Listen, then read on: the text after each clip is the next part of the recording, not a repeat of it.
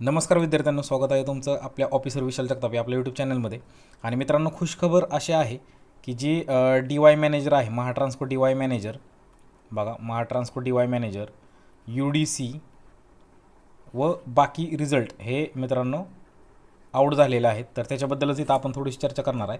आणि L D सीचाही result केव्हा लागेल त्याचाही आपण इथे सांगणार आहे. म्हणजे एल डी सीचा रिझल्ट मित्रांनो आता जास्त हा एक छोटासाच व्हिडिओ मी बनवणार आहे, फक्त तुमच्या माहितीनुसार, फक्त तुमच्या माहितीकरिता.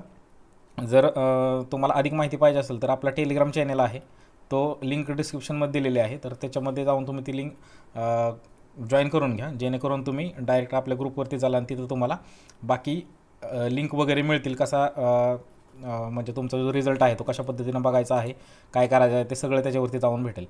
आणि बघा, ही लेटेस्टच अपडेट आहे मित्रांनो. लेट नाईट मी हा व्हिडिओ बनवतो तुमच्यासाठी. तर बघा इथं दिलेलं आहे कोणते रिझल्ट लागलेले आहेत. तर बघा, असिस्टंट जनरल मॅनेजर असेल, सिनियर मॅनेजर आणि मॅनेजर हे रिझल्ट लागलेले आहेत मित्रांनो. रिझल्ट म्हणजे म्हणजे ज्याच्यासाठी इंटरव्ह्यू आहे, इंटरव्ह्यूसाठी त्यांनी बोलवलेलं आहे. तर बघा, वेन्यू, डेट आणि पर्सनल इंटरव्ह्यू दिलेला आहे की कुठं यायचं आहे तुम्हाला. डेट ऑफ पर्सनल इंटरव्ह्यू पण दिले बघा, 24/12 आहे डेट, 24 तारखेला जायचं आहे, 8:30 वाजता आहे रिपोर्टिंग, आणि कुठं बोलावलेला आहे तो पत्ता दिलेला आहे. म्हणजे मित्रांनो काय आहे की वेट इज ओव्हर, फायनली महाट्रान्सकोने रिझल्ट दिलेला आहे. तुम्हाला एल डी सीचं पण सांगतो, फक्त हे बघून घेऊयात एकदा. बघा, जो डेप्युटी मॅनेजर आहे, डेप्युटी मॅनेजरचा पण त्यांनी हे दिलेलं आहे, रिझल्ट म्हणजे दिलेला आहे. त्यांनी याच्यासाठी पर्सनल इंटरव्ह्यूसाठी याच्यामध्ये बोलवलेलं आहे. बघा इथं दिलेलं आहे, तिसरा पॉईंट बघा, द प्रोव्हिजनली सिलेक्टेड किंवा wait listed candidate are called for verification of their document, certificate and eligibility criteria recruitment section. बघा, डॉक्युमेंट व्हेरिफिकेशनसाठी याच्यात बोलवलेलं आहे जे डेप्युटी मॅनेजर आहे. डॉक्युमेंट व्हेरिफिकेशनसाठी कुठं बोलवलं आहे तर 7th फ्लोअर ऑफ, हे बघून घ्या तुम्ही मित्रांनो, मुंबई, बांद्रा वगैरे त्यांनी डॉक्युमेंट व्हेरिफिकेशनसाठी बोलवलेलं आहे. आणि बघा, वेटिंग लिस्टचं पण इथं दिलेलं आहे बघा, सिलेक्टेड कॅन्डिडेट आहेत. आता खालचं तुम्हाला दिसत नसेल मे बी, सिलेक्टेड लिस्ट पण दिलेली आहे, वेटिंग लिस्ट पण दिलेली आहे, आणि मार्क लिस्ट पण दिलेली आहे. ती पण आपल्या टेलिग्राम चॅनलवरती आपण टाकतो आहे, त्यामुळे ती तिथं बघून घ्या.